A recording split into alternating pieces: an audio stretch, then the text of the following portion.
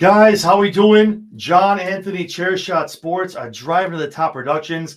Welcome everybody watching on YouTube, watching on X, and also everyone watching on TikTok as well. This is our first live on TikTok. So to everyone on TikTok right now, I'll talk about it as we keep going. I'll mention it. Unfortunately, I can't read your comments right now while we're recording, but we'll have a little post show after where you guys can ask me anything you want for a couple minutes.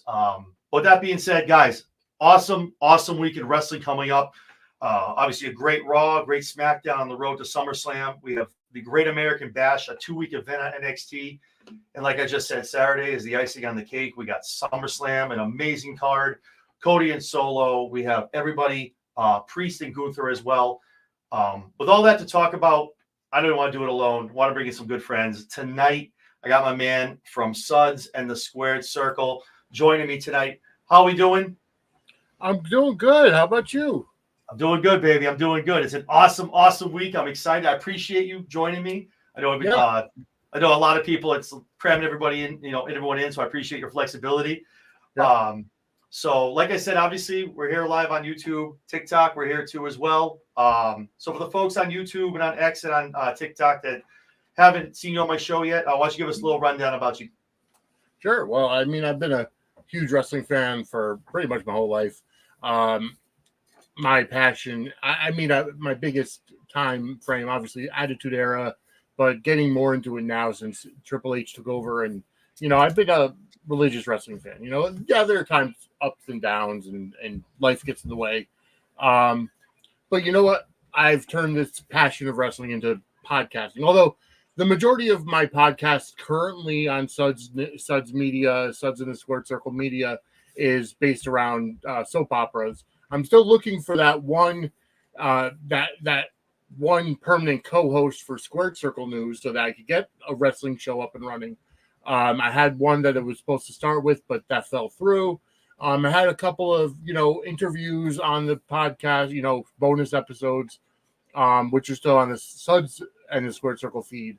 But ultimately, I just love to watch wrestling. I'm happy to join you. I just actually reposted the live feed on our Twix account at Suds SQ Circle Pod. And then you can also follow me at Vinny Suds on Twix and Facebook. And there is a TikTok account out there that gets used every so often, but nothing near a Logan Paul style of a level of followers. I don't know if any of us out here are really on that level yet, but hopefully some of us get there at some point. So yeah, at some point, I hope so. Awesome. So with that being said, we'll talk a little bit about Raw at the end before we get off. But Let's talk about SummerSlam, the biggest party of the summer. A lot of storylines that we've been following for a lot of 2024. A lot of culmination right now going to happen this upcoming Saturday. So let's just start talking about the bottom of the card. Not that there's any bottom, but let's talk about where, we'll find a floor. We'll go up from there. So exactly. First off, let's start with Sami Zayn and Braun Breaker. This is obviously a rematch from the last PLE. Yep. I think myself and a lot of other people, I think you and me talked about it. There's no way that Sami Zayn walks out the Intercontinental Champion. Yeah. And he did. To the chagrin of a lot of people. But know what? It was good. It was good. It was a good match. I wish the only thing I said, I talked about in the recap the day after, was I wish it would have been a couple more finishers. So Braun had a little more of took a little bit more to take the man down. But but the match was amazing. Those guys definitely put on a good story. Braun in his young career looks amazing. Obviously, Sami being the underdog in the underground just is awesome. But this time around, I don't think it's in the cards for Sami. I think that was the one. Here's the gimme. Here's the green. We'll give you that good match where you get the win no one thinks you're going to get. Now, I think is Braun Breaker's time. I think this week is where he wins that Intercontinental Championship, brings that home. And I think he's going to have not Gunther status, though he could, but I think he could have an amazing run as the IC champion. What do you think? I completely agree with you. I'm going with Braun for this match. And you know what the thing is that I like the way they're doing it. And the reason why I say I think that the loss at the last PLE for for Braun was a good thing is because of the simple fact that you don't want to repeat. We were talking about it before the show, but you don't want to repeat a Goldberg style of streak. Now, granted, Braun is miles ahead of where Goldberg was at his age, but at the same time, Triple H is doing it right because the way the booking is for Braun Breaker, he's a monster. He's demolishing everything in his path. But you know what? The loss to Sammy kind of humbles him. You know, he got beat. He's not indestructible. So he gets pissed off even more. He gets into that next mode, that next level. And then, you know, in the words of Dark Helmet, ludicrous speed, go. And he's going to go ahead and take that title at SummerSlam. Awesome. So we're in agreement on that one. So we both got Braun Breaker coming home with that. Exactly. You know what? I agree with that too, as well, too, with talking about as far as it's almost like Braun underestimated, thought it would be a cakewalk. Right. Got in there and he goes, oh shit. Okay, hold on, wait a minute. Okay. Now he knows what he's up against with Sammy. I liked where they're going with Ilya kind of in the mix as well. Because Ilya Dragunov and Braun Breaker are two of the standout stars from NXT coming up. So by putting another babyface foil for Braun to kind of take care of, it kind of splits his focus, right? So you have Braun who's trying to get that title off Sammy, but he's got to deal with, you know, Ilya too. Normally you see that as a babyface problem with two heels coming after him. But the fact that you have Sammy and Ilya both getting annihilated, for lack of a better term, by Braun, you know, during the last week's Raw, and Braun standing tall, it just shows that he's at that next level. He's able, you know, he kicked it into that next gear, and now he's able to, you know, go after Sammy. I agree. Absolutely. And like I said earlier, too, for those of you, this is our first TikTok. We're here live. Those of you, I can see a lot of comments. Thank you for the likes, but a lot of comments. I can't answer those right now, unfortunately, but we will have a post show after that. I'll go through some of the comments. You can ask whatever you want. But that being said, too, so the next match I'm looking forward to personally. I think it's finally going to happen. The culmination of all the hard work in WWE. Logan Paul, LA Knight. Yeah. Finally getting that shot at the U.S. title. Finally going to get his win. I could bet a lot of money on it. Probably, maybe stupidly, but I cannot see any way, shape, or form LA Knight not walking out of SummerSlam, finally getting his taste of WWE gold. Much deserved. Very well deserved. Not only in WWE, just the career and the roads that he's run. Finally, time. He's not getting any younger. I mean, I hope to see him being a world champ at some point down the road. I mean, he might be in his 40s, but he's got a long way to go. He's in amazing shape, amazing physique. I actually get to meet LA in 2 weeks in New York at the Fan Fest. Okay, nice. Just bought my tickets for the meet and greet. I'm gonna have him sign the $1 million belt that he had when he ran with DiBiase for a little bit. So that's gonna be cool. Nice. So I got LA Knight winning without a shadow of a doubt. What do you think? This is a tough one for me because I agree LA Knight should win, especially if you're going to have somebody who's going to be defending the title more often. I think Logan Paul's only defended it twice in the entire run that he's had the title. Granted, it brings it up to the next level. A guy like Logan Paul, you know, bring it on to Impulsive, his podcast, bringing it, you know, taking a picture with, you know, President Trump with the title. It brings a lot of publicity, mainstream publicity. But in terms of the wrestling world, if you're not wrestling, if you're not defending the title, that was one of the biggest, you know, detriments, or should I say, that was one of the biggest criticisms to Roman Reigns' defense. Yeah, he held it for over 1,300, held the title for over 1,300 days, but he only defended it 30 times, 30 or 40 times, or something to that effect. Yeah. So it's like, sure, he's the longest reigning U.S. champion in this modern era, but only 2 defenses. And then his last match was actually against Cody for the world title. So, you know, where's the importance on the U.S. title? So you go ahead and LA Knight comes in, and he's probably one of the, LA Knight is probably one of the few people that can go back and forth with Logan Paul on a verbal confrontation and actually get a one-up on Logan, because Logan is a natural heel. You know, for somebody who was an outsider a handful of years ago, came in and just, even before, you know, he's a great athlete, but even before he honed his wrestling skills, his verbal skills were out of this world. But I'm definitely going with LA Knight to get the title, bring a little bit of importance back to the title, because he'll be able to defend it at every PLE and on SmackDown and be a fighting champion. No, I agree. I think the timing for Logan Paul to have the belt was good, and I think it was built, as to what you were saying, it was built in for that, because now with LA Knight grabbing that belt, now we're getting into the back end of 2024. We're going to start the road to WrestleMania. You need someone who's going to be there defending the title, or at least have that presence week in, week out. Logan, obviously, again, I've said it, you just said it, I've said it a lot of times, as being an outsider, he's hit the nail on the head. He's honed his craft. He's in the ring. He's wrestling. He's making sure it's good. He doesn't look like crap in the ring. And just like I said, the guy was born pretty much with a mic in his mouth, in his hand, when he came out the womb. He's amazing, whether it be talking, whether it be, insulting someone or just beating someone down with the mic. He's amazing at what he does.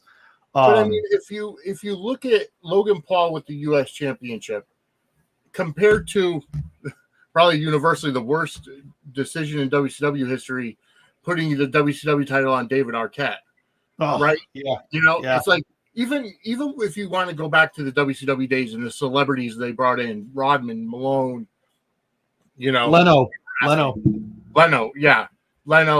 Arquette, Kevin Green.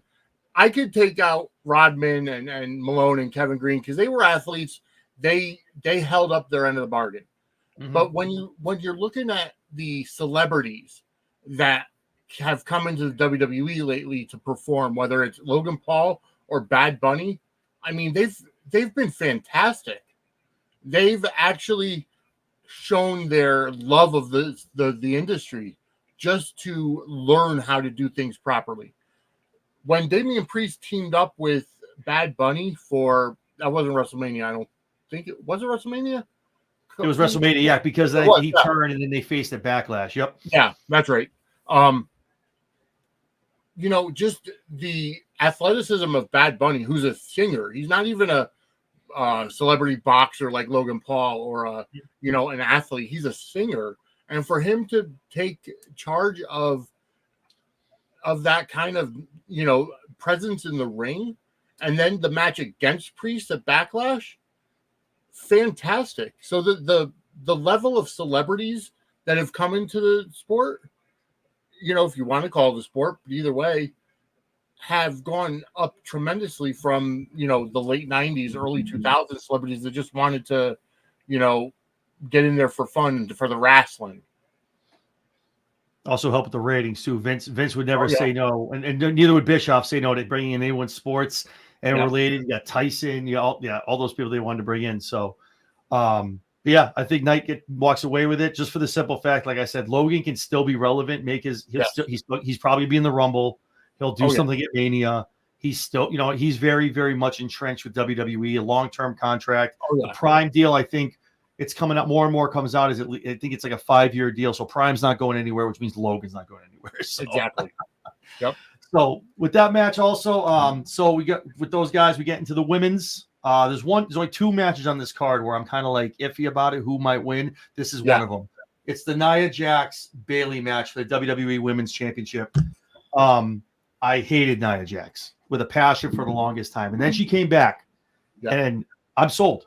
She sold me on it. She's better on the mic. She's better in the ring. Obviously, she did lose some LBs, which makes her a little better but she can do a lot more. She looks a lot safer, I guess is the word. She was a little reckless before. Yeah. Better on the mic. Very much better on the mic. I like the alliance. It's very much a Tiffy time guy.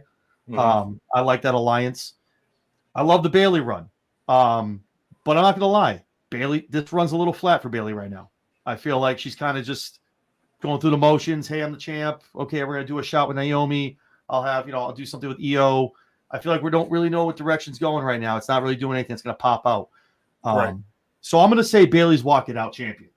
But with on the fact of that either Tiffany's going to do something to kind of help but mess it up for Nia, kind of keep that budding, like the animosity just starts and it keeps growing up, and eventually either Nia wins if she cashes or she cashes before Nia can win, something like that. Yeah. But I think Bayley wins it. It's going to be some kind of controversy, but I think Bayley walks out your champion. What do you think? Yeah, again, I agree with you that this one is a hard one to pick. I've always been a Nia Jax fan because to be honest with you, she's a fantastic. She's somebody that wanted to try it. Like, she got in, no doubt about it, because she was a Samoan, part of the Samoan dynasty. But her first run, again, you're right, it was very reckless. It was, she wasn't the greatest in the ring. She wasn't the greatest on the mic. But you know what? I gave her the benefit of the doubt. She's a great, social media follow. She got released. And then you're right. There's something to be said about, as Bruce Pritchard would say, go learn a new hold. And she got released and she came back. And I like how they're kind of going into her size. I like the fact of her using the bonsai drop as a finisher, which I think they call the Annihilator or something to that effect. But I don't know if she's going to necessarily beat Bayley. And I agree with you, this run for Bayley has been flat. Ever since WrestleMania. Like, the lead up to WrestleMania had Damage Control turning on her. And, her match with Io was great. She finally got her WrestleMania moment. But lately it's kind of been blah. Mm-hmm. I think if Nia does win, it's almost going to be similar to like when Booker T was King Booker, because she is the queen of the ring. So she's Queen Nia. She could be that smarmy heel. And the only thing I don't want it to run into is I don't want it to run into the Bloodline storyline, because they are all family, right? So naturally, and they're all on SmackDown. I don't want that story. I don't want Nia's story to get involved with the Bloodline, because I think the Bloodline story has to stay separate. But if Nia does win, she can go on that monster heel run as Queen Nia and just play into that smarmy King Booker like role. And if Tiffany, this will probably push Tiffany Stratton into a babyface role as well. If she ends up trying to cash in, or, Nia could be like, yeah, I used you to get past Bayley, and now I don't need you anymore. Well, she's got the money in the bank, so she could cash in at any time. No, I agree. I think, and the thing that was always my biggest worry, I think, for a long time, either whether it was Nia, Naomi, we kind of some of it blending into the Bloodline with their relations, obviously the actual Bloodline members. I think at this point right now, I think they have so much going on with Bloodline, with the Civil War about to happen in the Bloodline. I think they have enough going on where it really shouldn't bleed into that. So I agree with you on that. But also Nia would also be almost like a Zelina, to be that in your face. I'm the queen. Now I'm the champion too. Like that kind of thing. Yeah. Zelina did it just being the queen, like let alone Nia being queen and the champion. Right. Just be in your face all the time. She's the one to do it. And then for whatever the run is, and if that is the way they go, like you said, Tiffany eventually will probably mantrate into some kind of babyface role. But both of them on the mic, talk about white hot heat. You're talking Dom Mysterio level booze in an arena with those two ladies getting on a microphone. So yes. But so I think that's going to be awesome. I think, like I said, it could go either way. Yeah. If Bayley does retain this Saturday, I think I dare say maybe she runs to the Rumble with that. I mean, who knows? Bayley could win. Tiffany Stratton comes in and cashes in. Yeah. So, I mean, Nia gives her like 3 or 4 annihilators. And then Nia watches, like, here comes Tiffany, like in the back, 1, 2, 3. Nia turns around. What? Yeah. But it's also one of those things too. And I know Paul's done a very good job with used to have Rey Mysterio beating Big Show, right? Back in the Vince. Right. So could Tiffany Stratton, she can hold her own, but could she really beat a Nia Jax? So like, you want to be careful if Tiffany wins the belt. Like, banana peel. Yeah, that's what I'm saying. So it's one of those things where if we're going to do that, make sure Tiffany gets a little more seasoned. She knows what she's doing. Yeah. But again, it's one of those matches where whenever the briefcase is involved, you never know what's going to happen. So that's going to be one of those must see matches where what's going to happen, who's coming in, or who's going to interfere. So that's going to be a good match. Exactly. So sticking with the women, let's go to the Raw side and let's talk about one of the best storylines going in 2024. Rhea Ripley, Liv Morgan, the World Heavyweight Championship. Screw the title, okay? This Dom thing going on for the past 2-3 weeks has been cinema. And I don't throw that around lightly. I don't. This has been amazing. And it's when you get to watch even last week when Dom goes off and he's talking in Spanish, he's saying, leave me alone. Look at Cabeza, all this, and telling her go away. But is it an act? And then you see her lick, you see Rhea lick Dom's face. And you see he gets like the groat, like get off me kind of look. Yeah. Like and Liv like with these, that was the like I know you watch a lot of soap operas, okay? Yeah. Yep. That's probably the worst cry I've seen in a long time.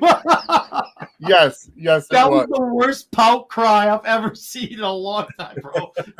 Yes. At least just I don't know what she was trying to do, but I'm like, yo, go watch some daytime TV. They can teach you how to cry and how to be upset. Yeah, exactly. But, so I think honestly, obviously the move right here is to think Rhea's going to come in, record-setting defeat, folds Liv like a folding chair. 1, 2, 3. But I digress on that. I push back. I think there's a lot of juice in this storyline. Yeah, I think Liv gets the win Saturday, but it's going to not be without controversy, obviously involving Dom Mysterio. I think it's a couple things. I think Dom does something where he tries to help Mommy and inadvertently helps Liv. Mm-hmm. But that too, I think, needs to come to an end. This inadvertentness that's happened with Becky, it's happened every match. Eventually, if it happens Saturday, I hope I tune in Monday, and the first thing on my screen is Liv and Dom comes out and says, I've been helping her the whole time. Got you guys. It's been a ruse. You know what I mean? Like it's got this whole inadvertent stuff has got to stop. Just so we can. I think Dom is at a point too. Again, a guy I was like, okay, creatively and just him. I think learning how to do things. Yeah. I think he's at the point now where he just pull the trigger, be the uber heel, align yourself with Liv, or there's another way to go. Maybe Dom is really with Mommy, and maybe Finn Balor comes out and does something that costs Rhea. Because I'm one that thinks Finn is behind this whole thing with Liv. That's me. I think Finn is behind it all. So there's a couple of avenues you can go. And again, it's one of those matches where when the Judgment Day is involved and that many hands are in the cookie jar, a lot could happen. But I think for whatever purposes, however they move with the story, I think Liv Morgan walks out your champion because there's way more. There's definitely a couple more matches between her and Rhea involving Dom, involving Finn, however you want to do it. But there's definitely more juice in that story. But I think Liv walks out your champion. What do you think? I tend to agree with you that Liv is going to walk out the champ. I know that Rhea is a babyface, regardless of Judgment Day being a heel group or whatever. Rhea is a babyface. So I honestly feel like if Rhea does win this match, it's going to be that there's going to be a lot of gaga, a lot of, funny business going on. But I honestly feel like this is going to be where the Judgment Day turns on Liv, turns on Rhea. Whether or not it's the full Judgment Day or just Dom, I think one of the two is going to happen. Because think about it, when Liv came into the picture, she brought them the video games, she brought them a lot of stuff. Finn took the hotel key, all those chicken nuggies. Yeah, and chicken then that one scene where she's helping Dom stretch his leg, and you see them with the Three Stooges looking around the corner. Just whippa. Yeah, exactly. I feel like this could be the beginning of the end for Judgment Day. At least I feel that this weekend at SummerSlam, I think both Rhea and Damian will be out of Judgment Day. I think both of them will be out of Judgment Day. And I think they'll regroup. They'll be more of a mid-card group rather than have the world champions with them. But Liv will be, the heater role for that. because you still have JD and Finn as tag champs, so you really can't break them up too much for a complete demolishing of the faction. And Carlito just took over for R-Truth. I mean, that's all it is. Carlito Comic relief. Yeah. Comic relief. Yeah. Just there's no reason for him to be there. But I do feel that if Liv wins, that's the end of the Judgment Day, because I think everybody's going to turn on Rhea. No, that's a good call. I mean, the Judgment Day, I mean, they've been showing cracks in the armor for a little bit. Obviously, like Priest has done what he had to do to kind of keep it together. And I'm a JD guy, man. I think them finally getting him in by winning his actual match with R-Truth, and getting into the group. I think JD has a lot of talent. Seeing him in NXT, the ace, he really is really good at what he does. I really hope he's using his time kind of being a tag champ, but running with Finn, it's one of those things where Finn loves to give back. Finn just signed another 4-year deal, I think it was. Yeah. He's there for a while. I think he can teach someone like JD, late 20s, has a lot to learn. I think he's got potential. And like you said too, having Liv, if that's the way it goes, here being the heater, like obviously like that being that much heat with that, and just her being her. Yeah. I think she's a natural born heel. I think it was one of those things too, bringing her back in this. I think Paul saw that and he knew this whole face stuff we're trying to do. Nope. No. She needs to be maybe down the road. It's in the cards to the right person. She turns, but she is a natural heel, and I love it. But I think she gets the win, moves on. But like you said, I think it's one of those things where you're going to see Monday night. Almost, I feel like every segment is going to start being some kind of like the cracking. You see the building start to crumble, and then something happening in the main event. Mark it down as being someone Judgment Day against somebody. Go ahead. The only good thing that could potentially come out of this whole thing of Dom kind of playing both sides against the middle and, inadvertently helping one or the other, whether it's Rhea or Liv. I like the meme that's going around of, 20 something years later, Rhea versus Liv in a ladder match for, custody of Dominic on a pole from the Eddie Ray match. Yeah. Yes. Is it scary? Am I the only one that sees? I mean, I know he's trying to go for the look. I get it. Yeah. I know he's trying. He looks a lot like Eddie Guerrero, man. He does. He comes out. I'm like, I know he even take away the mustache. He's still he looks like Uncle Eddie, man. Like, oh yeah. Oh man. But I think Dom's been a great job. But obviously, take away the curtain. Obviously, I'm sure Ray is helping his kid, tell him some things. So the future is good for the Mysterio family. Because eventually when Ray does retire, it's going to be Dominic winning. Dominic's going to end up. Oh, it has to be. And it's almost like Ray has no problem because it's almost like it's a passing of the torch for Ray. Yeah, to be mad, but Ray's like, nah, take it. The W's yours. Like that's how normally, I think in Lucha tradition, I think 9 times out of 10 when that happens, they usually give them they give them the W. It's almost like that. It's yours to have, kind of thing. Exactly. Yeah. But I think Dom's gotten great. I think so too. Yeah, this has taught him some really good, getting his like acting chops on and really getting a feel for what he needs to do on TV. So I'm excited. But all right, so we both agree Liv's winning. Who do you got? Yeah. Liv winning. Okay, cool. All right, let's go back to the men's. Let's stay on Raw though. Let's talk about Damian Priest and Gunther, the King General, for the World Heavyweight Championship. This match, I feel like might be a no-brainer for a lot of people, but I think it's one of those ones where the champion needs to retain. Obviously, we talked a little bit about Liv stretching out the leg on the couch, all the guys walking in a la Triple H and Trish Stratus, right? Yeah. This storyline, and you've been watching for a long time like me, and I'm sure everyone here watching on TikTok, you guys have watched it too. You're old school, 90s, 2000s. The rhetoric, and they're not on Netflix yet, so they're definitely going close. I could see even I'm watching other people and they're like, oh, this reminds me of the Triple H Booker T kind of go back and forth where it was like the commoner versus the elite. Now again in that one, Triple H was the champion with Booker T trying to get his come ups. But it's almost like Gunther, like, yeah, you got lucky, you've had your time, give it to a real man, give it to a real champion. Mm-hmm.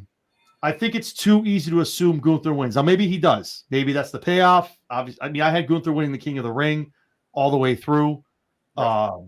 But I think, and it might be even more predictable to think he does lose and then maybe wins at Bash in Berlin to win in front of his hometown. But I don't think Priest is ready to give it up after this. Maybe he is, but I just don't think this is the time to do it. I think Priest needs to have it. It's almost like I like it to the Sami Zayn Braun Breaker thing, right? Yeah. We all knew without a shadow of a doubt Braun Breaker was going to crush Sami Zayn. We all know Gunther is light years ahead, right, quote unquote, of Damian Priest on that much being of an elite athlete. Yeah. But Priest finds a way, gets the win, shows up Gunther, and then we go to Bash in Berlin. Maybe there's another stipulation. Maybe there's some weird Iron Man special ref, whatever you want to do on a pole match. I don't care. But maybe they do something weird at Bash in Berlin, or it's just a straight up rematch. Gunther's like one more time, or they hold however they want to do it. But I think Gunther wins at Bash in Berlin. But this Saturday, Damian Priest walks out with the gold. How say you? I tend to disagree. I really think they're strapping the rocket to Gunther. But I will say, when we last had our preview show for Money in the Bank, I said that there was something missing from Damian Priest's. Bless you. There was something missing from Damian Priest's title run, whether it was charisma or there was something missing. Mm-hmm. He proved me wrong. He won me over with his run up with Gunther. Yep. I think his promos have gotten so much better. I think that the one where they were in the ring going back and forth with each other really won me over in terms of his title run. Yeah, Priest on the mic for that goal between the two of them was amazing. It was awesome. It was. And then again, we do this. We've watched plenty. We've seen different promotions, and again, it's you can only reinvent the wheel so many times, right? So if you watched it like you have and I have, I'm sure plenty of people that watch on TikTok, you see, and you're like, this reminds me of this in this run. And this thing. So obviously a different thing where like Damian keeps it being the commoner, the peasant, the street. What do you call him? The street rat, street trash. Yeah.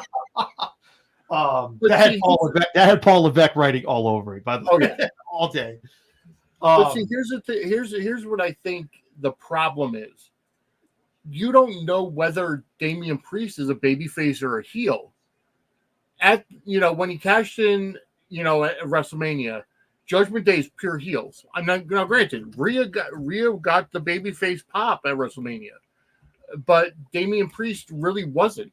He's still part of the heel faction.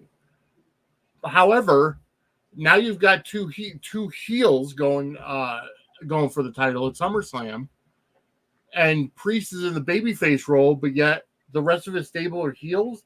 But yet, wait a minute, you got Rhea as a babyface too. So JD and Dom and Finn are all heels. So I think it's going to come down to Finn costing Priest the title, and I think Gunther's going to win with it, because I don't foresee there being a rematch coming up, because I think it's going to be more, Priest against the Judgment Day going forward. Mm-hmm. I think that Gunther is going to, get the title, have a pretty decent title run. He'll retain at Bash of Berlin. I don't think that it's going to be a rematch. I got to go with Gunther for this one. Okay, and that's actually makes a lot of sense, because maybe to go to what I just said about the Liv Rhea match, maybe this is where Finn comes down.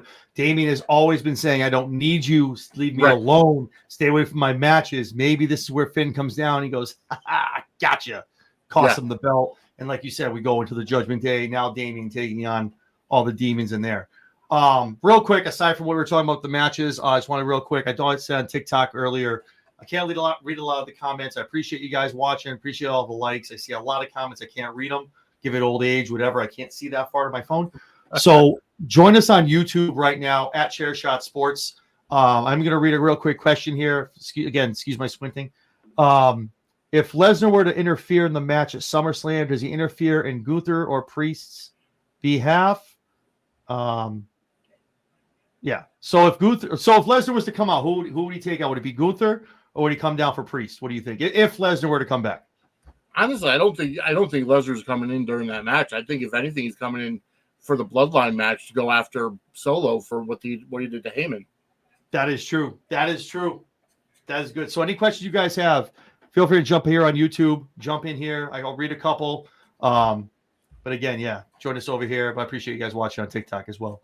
All right, so I got Priest. You got Gunther. Awesome. So let's jump into one of the only non-title match on the card, but just as important, the grudge match of the year: Drew McIntyre, CM Punk, with said Seth Rollins as your special guest referee tonight, 8:00 on Sci-Fi. We're gonna find out what the referee rules are from Seth Rollins, which should be amazing. This is one of the other two that I don't know who's going to win. I know who I think is going to win, who needs to win, but I don't know where exactly they're going to go with it in regards to creative. Out of the two, I think Drew McIntyre gets the win. Yeah. He needs the win. Punk can come out the next night on Monday, smell like a rose. Yeah, you got the best of me, yada, yada, yada, get the crowd going. He's still a baby. He's still a legitimate babyface. For all the work Drew has done, for this uber heel work, everything he's done, get screwed out of the belt, coming back, attacking Punk at different shows. Drew needs the win here because I feel like Drew needs at some point. Punk, I feel like it already has a ticket punched when we look into 2025's WrestleMania in Vegas. Punk is there in some way, shape, or form. Drew needs this win to legitimize himself. Not only one, to give him more white-hot heel heat by getting a win over Punk, but just, especially if he does it like with some kind of like nefarious way or whatnot. But I think Drew deserves this win at the end of the day. He's done so much work on social media, on the shows, just eating L's, still coming out smelling good, looking great on the mic, doing great things in the ring. I think Drew McIntyre wins this. What do you think? I agree with you, and I'm with you that Drew definitely needs a win here. However, if Punk does win, see, I'm kind of looking at it from a different point of view. I think that Drew McIntyre has gotten over so much more in this heel run, even without physically. I mean, hell, the entire feud between Punk and Drew has gone on for months with no physicality from Punk. I think that if Punk wins, it's going to be a straight down the middle. But with Seth Rollins being, the special guest referee, it gives Drew an out. It gives somewhere else for Drew to, get pissed off for being screwed out of something, right? It's been Punk this entire time screwing him out of the title. But at the same time, I agree that Drew could vanquish the demon, so to speak, if he beats Punk at SummerSlam. Kind of, beats him, gets it out of the way, can go on to, wherever, go after the title again, whether it's going to be Drew and Gunther at Bash in Berlin or wherever, whatever's going to happen. But I also don't foresee this being the only match between Drew and Punk. So it could be a rivalry that goes 2 or 3 PLEs. This is the one that I have to agree. I can't decide who's going to win because it could legitimately go either way. The wild card being Seth Rollins as the guest referee, and we know that he's got problems with both Drew and Punk. So, again, it's too hard to call. It's a coin flip. But I agree, Drew probably needs the win more. So I'd probably have to go with Drew. So it has been unfortunate that Punk just got cleared, hasn't been able to be physical, but this feud's really been going on since February? Yeah. So we're going on 5-6 months. I think throwing in the special guest referee, obviously everything counts. Nothing's done without a reason. There's a reason why that. Out of the two, I think there's more juice to the Seth Punk rivalry because it's almost like they almost had like a respect understanding with each other. Yeah. One of their past times. If Seth is one to count the 3 for Drew on Punk, it's almost like Punk's going to come out and kind of reignite what we saw when he debuted in Survivor Series last November. You're going to reignite that him like kind of shooting his shot on the mic, and then Seth just kind of bringing it all back. Because I'll tell you right now, that animosity is real, man. Like there's a lot of kayfabe in it now. Like we're just going to eat it up and we're going to use it. But that man, Seth hated CM Punk. The stuff online was no joke. And Punk, what he said about Seth, no joke. Yeah. Talking about Becky, the whole thing, like, most, known famous person out of there is your wife, like the whole thing, but yeah, no, it's going to be, that's another match where I'm like, I don't know where it could go. Like, are we going to have some weird other interference from someone else? Absolutely loving Drew in this heel run. Hell, he posted a picture of him and Jungle Boy. That was awesome. Him and Jack Perry was awesome for Punk, man. I don't know how they got that done. I don't know if TK approved that. The river. Like, I don't know if TK approved that, man. But dude, that was, if they had to ask permission to put Perry on WWE, like that, whatever, like Twitter, dude. Shout out to Tony Khan if he approved that, because that's fucking awesome. When I saw that picture, I was like, that can't be. That's like that's an old picture. Nope, that's new. I was like, yeah, dude, Drew McIntyre got Perry over more in a tweet that was up for an hour than AEW has an entire run. So no word of a lie. And then all of a sudden, it's no surprise. I think it was a couple days after that, Tony Khan is like, yeah, I'd love to do a WWE AEW collab. I'd love to. It'd be awesome. Like that's what I'm absolutely loving right now. And this is going kind of off a tangent from SummerSlam, but I'm absolutely loving the wrestling industry now because, like, I've been a huge critic of AEW because I'm not a huge fan of their style of wrestling or their style of storytelling, but I am excited for the potential of crossover. Like, I'm excited to see. I mean, hell, could we see Jack Perry show up at SummerSlam? I mean, we saw him do the scapegoat gimmick in New Japan, right? It's going to take a lot of money. That's a lot of money. It's going to take a lot of money. But you know what? Here's the thing. I think Triple H is open to it. I mean, NXT working with TNA is something we never thought we would see. And to be honest with you, it's a great platform. I think Triple H is the kind of person where he realizes he lived through the Monday Night Wars. He was on the WWE side during the Monday Night Wars. And he realized that in order for the wrestling industry to keep going, like, you could have all the streaming you want, you could have all the contracts, television rights you want, but here you're going to come to a point where, and we're getting there very soon, where there's going to be no television rights because cable's going to be dead. Everything's going to be on streaming, whether it's on Netflix or Peacock or Max or whatever. Yep, and I agree. The only way to keep the wrestling industry alive is to form these strategic partnerships. And I'm not just saying, just for SNG, to have, a WWE guy go over. Like, I can't stand that Forbidden Door concept because it's just the dream matches that people want between companies. But you know what? If you actually had story behind it, like, why are you having Daniel Bryan face, the NJPW, guy that he faced?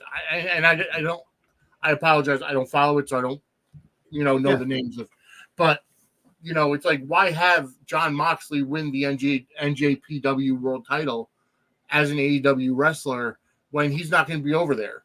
So, I like the strategic part of it. If Jack Perry comes out at SummerSlam and, costs CM Punk, or better yet, if Seth Rollins does a Falls Count Anywhere match as the stipulation or his rules, and then Jack Perry throws CM Punk through a plate glass window, I mean, Cry me a river. Exactly. That would be fantastic. And again, Jack Perry would be more over than he's ever been. But I like the strategic partnerships. I like seeing Joe Hendry come out on NXT TV. The guy is a true, he's almost like Matt Cardona in the point where he got himself over. Yeah. And now for them to have that alliance, Jordan Grace being in the Women's Royal Rumble, and then Jordan Grace going against Roxanne Perez for the NXT Women's Championship on an NXT PLE. And from the rumors that I've heard, TNA stars may be included in the next WWE 2K video game. Jordan Grace has been doing stuff with 2K over the past couple weeks. So it's going to be a TNA pack that they're going to have in 2025. Yep. Yeah. So it's great for the industry for these partnerships. Keep it all separate, but at some point I feel like it's going to come to be almost like a regular sport where you're going to have trades, or you're going to say, hey, you know what? This is getting, this guy has been on Raw for X number of years. He's getting stale. Hey, Tony, I've got this guy who's willing to go down there. Who would you want to trade for? So we could kind of, freshen things up a bit. I think that's where the wrestling industry is going. And it would have never worked with Vince because, Vince is somebody that this is my creation. It's always competitive. Triple H is competitive, but he also recognizes where smart business is too. No, I agree. Talking about Joe Hendry too, if you look, he's actually he's with NXT on their live run, popping up in other towns with NXT, not with TNA. And I've said it before. Obviously, for everyone checking me out on live for the first time or checking me out on YouTube, I'm a wrestling guy. I'm not a WWE, TNA, AEW, New Japan. I watch it all. So, and like you just said, is it cool for everyone to intertwine themselves? Absolutely. Is it cool to watch a show and have someone pop up from another promotion? Hell yeah, that's cool, because then you're gonna go over, you're gonna see what's going on with that person and their promotion, and everyone's getting eyes, everyone's eating at the table. You hit the nail on the head. Paul knows they could have 2 billion views, sign a $10 billion contract. That's great. But if you have no competition and you're not helping everyone else get their piece of the pie, they'll eventually fade away. Exactly. Vince I will give Vince one thing. The brand extension, he had a lot of older wrestlers, a lot of guys getting old, they were getting injured, no competition. Brand extension was probably one of the best ideas that he had within WWE, to split, to make their own rosters, to get people that were just kind of loyal to one, either Mondays or Fridays. Yeah. It got blurry, obviously, a while back with this wild card, and it was kind of out the window. But they've stayed true to it, and I appreciate that. Paul's done a great job of keeping it. If someone jumps over, it's for a reason, and they're there for a minute, then they go. But at the end of the day, I've been very critical of AEW. I've watched it since day one. I started watching it because of Cody Rhodes. Yep. That's the reason why I watched it. Excited to see Mox go over there, seeing what John's done over there has been amazing, what he's done with his character. I know you'll say you don't watch it a lot. But watching these past, I want to give it 2 months. I think at some point Tony Khan has given the pen to somebody and stepped away. They are starting to build on stories. There are storylines that make sense 2 months before. Obviously now you have MJF back. You have Omega that's coming back after his surgery. So you have some of your stars. Britt Baker's back now, doing her thing with Monet. Yeah. And the thing is, Mercedes now, she was great in WWE, but I feel like it was almost, she was always with somebody doing something else. They've kind of got Mercedes on a tunnel now, and a tunnel vision where, okay, you're the heel, Britt Baker's the person. This is what you're going to do your promos to, and this is what you're going to focus on. And that works for her, because that's what she needs. She's one focus, one person. That works for Mercedes. So the storylines are starting to build a little bit. Now watching it week after week, now the matches, I'm like, oh, okay, that match makes sense, because at Forbidden Door, they did this, and All In, they're going to, okay. So I think they're bringing the right people in to kind of help out and kind of get them where they need to go. That's all really AEW has been missing. They do have a lot of old people, not old, like in age-wise, but just kind of like vets from WWE that eventually won't be there in a year or two, unfortunately. Just Adam's breaking down. Brian Danielson's contract runs out later this week, and he's already talked about he's going part-time to be the producer, and he's going home to be a dad. Yeah. So the WWE folks are going to start to kind of mellow themselves out. You have your MJF. Moxley has a lot of stuff going on him. Ricochet is going to debut eminently in AEW, however in that capacity he does it. But AEW, if they get the storyline stuff figured out, I for one can tell you, I mean, it's a better product, and it's already starting to show that. Swerve being champion, whoever ends up getting that belt after him, I think are going to start moving their way up. MJF kind of coming in, whether it be taking wins or losses, putting a belt on him right away from Ospreay, big move. I'm not a fan of Ospreay. I think he's bad in the mic. He's a non-seller. He's good for like the big spots. Yeah. And again, if you're watching this, I'm not taking away from Ospreay or AEW, but the man is what he is. Yeah. And and he's got some cool finishers. Great athlete. Yeah, no. On the mic, he had to come out, I guess, 2 weeks ago, and I was watching it. And he's like talking on the mic on the top rope, and I'm like, "What are you saying?" Like it's all jarble. I don't know what you're talking about. He had to come out 2 days later. Oh, sorry, I wasn't on my game. Yada yada yada. I'm like, dude, you got to practice that. And that's the one thing I'll say till the day I die. If Tony Khan was on this show right now, if I had a direct line to him, they need the reason why WWE will always be successful for years to come. They've made NXT, which is their developmental, an actual third brand. Yeah. AEW used to take Collision, make Rampage Live, whatever you want to do. You need to take one of those brands and make that your learning ground, proving ground, and they can learn there, but also make it a show for people to watch and make it entertaining. It's not Ring of Honor. So, I mean, they could easily use Ring of Honor as their NXT developmental brand. I honestly feel like Ring of Honor was I hate to do it, man. I feel like that was a gut buy to get it from, so WWE didn't get it, and it was to get the video library and to get the belts. If Vince had gotten his hands on Ring of Honor, that would have been, they'd have a fourth brand. They literally could have just given somebody, they could have given Shawn Michaels Ring of Honor and be like, okay, go run it. Go run it as Ring of Honor. Don't even talk about WWE. Just go run it. Yeah. And Tony was like, oh, okay, Dad, write the check. Here you go. Oh, we just call Ring of Honor. Like, what are they doing? They don't even have their own show. Like, they have like a pay-per-view every other month, and it's just, I feel like it's so watered down. It sucks. But I digress. But on that tangent, we come to the main event. Obviously, one of the biggest matches that's anticipated, and more so for the bloodline, not so much for the match itself. This match itself doesn't excite me. I feel like it's not forced, but a little rushed. But I feel like it needs to happen in terms of storyline. For story purposes. Yeah. Cody Rhodes taking on Solo Sikoa for the WWE Championship. I've been talking about the whole. I'll map it out for you real quick, especially people who are watching us on live. Maybe haven't seen me on YouTube. I think Roman comes back tonight or Saturday night, does something does something to Solo, costs him the match in a hoodie, the same way kind of Solo did things for Roman. Mm-hmm. Roman comes up, does something, 1, 2, 3, Cody wins. But it's one of those things. I think we're going to have a moment where Roman gets in the ring, looks down at Solo, kind of looks up at Cody, and they shake hands. Not a matter of, oh, I like you, you're cool. It's, you beat me for my title. You're running with my title now. But screw these guys. We need to do something to take care of this new bloodline problem. And this is what obviously going to gateway yourself into Survivor Series with War Games, which will probably be announced soon after. Mm-hmm. Even going all the way, Roman kind of being almost like a face. And if those who don't remember, after WrestleMania, Rock came out, told Cody that story's over for you with Roman. Our story is just beginning when I come back. Right. So Roman and Cody are tagging a Survivor Series. They're winning War Games. You know, not exactly. It's not a love buddy kind of relationship. But Rock comes back. He goes, "The hell are you doing? Are you seriously? This is what you're doing now?"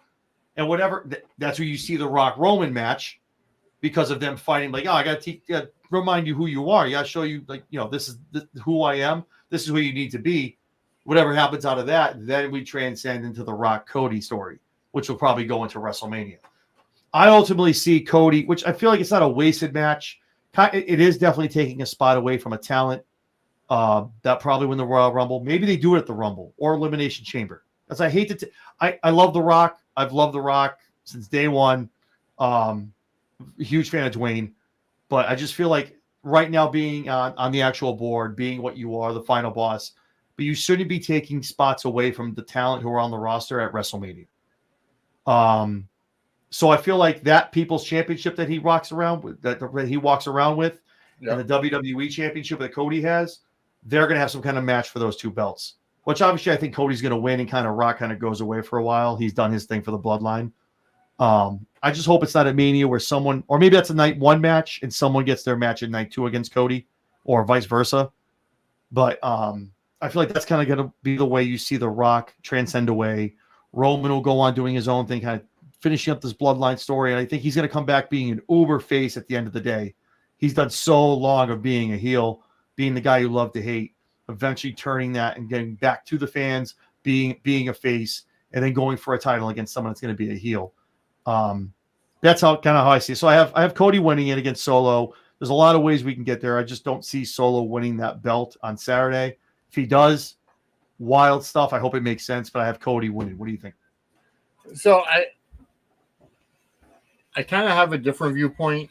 I think Cody's going to win no matter what. I think, but I don't see Roman coming back yet. I like I said, I think you got to build up to Roman coming back. I think everybody expects Roman to be back by SummerSlam, but I think that it's going to be Brock. I think Brock Lesnar is going to come back. Okay. And help Cody fend off the bloodline. Here's why I say that is because the last SummerSlam that Brock had, Cody beat him. And what did Brock do? Brock shook his hand out of respect. You were able to beat me. I respect you. So with everything building up, and after Solo and the new bloodline attacked Heyman, Brock Lesnar was the original Paul Heyman guy. I mean, not counting WCW and years ago. I'm talking about currently. Brock Lesnar was the original Paul Heyman guy. And I think that Brock comes back to fend off the bloodline because of what they did to Heyman. In terms of going forward with the whole, Roman Rock and bloodline civil war, here's how I would do it. I would set up, you got the new bloodline with Solo, Jacob Fatu, Tongaloa, Tamatonga. Then Roman comes back within the next couple of months, setting up war games. You're going to have Roman, you get Jey Uso, Jimmy Uso, and I think Brock Lesnar kind of fighting for Paul. You could put in whether it's Brock Lesnar, CM Punk, or anybody else who's a Paul Heyman guy. Because they're, the only reason why they're obviously fighting for their family's name, but again, they're also fighting for Heyman. So I think Brock makes the most sense there. I think at WrestleMania, you're going to have Roman and Rock. I think Cody, after, kind of vanquishing the bloodline here, kind of moves on from that. And I think the Cody Rock storyline picks up when Rock comes back. But I think that's more of a Royal Rumble match. Cody versus Rock at the Royal Rumble. I don't see that being a WrestleMania match. I think the bigger one for the more money is going to be Roman and Rock. They don't need a title. They don't need a championship at all because it's for the head of the table. It's for who's true tribal chief. The Rock or, the final boss or the head of the table. And, I think that's where I feel that's where that should go. But ultimately, I don't see Roman coming back this weekend. I see Brock coming back. It's actually really kind of funny that that you say that because they just took it. They showed a clip, and obviously, again, everything counts. Shout out to Sam Roberts, not Sam Wrestling. So they asked Paul Levesque. They said, "Hey, any word about what's going on with Brock Lesnar?" Yeah. And he's like, "Yeah. Brock Lesnar is doing his thing in Canada, probably killing a deer right now. And if he wants to come back, then he'll let me know, and we'll talk about it." Yeah. They put that out for a reason. That makes a lot of sense. That's good. That's a really good idea. I can't say I can't get behind that. That's actually really good. Because I think Heyman is the key. I really think that's what it is. This match is mainly for story purposes. It's not. Solo's not going to win. He's not ready to be a world champion. Yeah. If they do pull the trigger, it's because they want Cody to chase. Like Dusty always chased. Money's always been in chase, especially this past 2 years with Cody chasing. The money's been there. Oh, yeah, absolutely.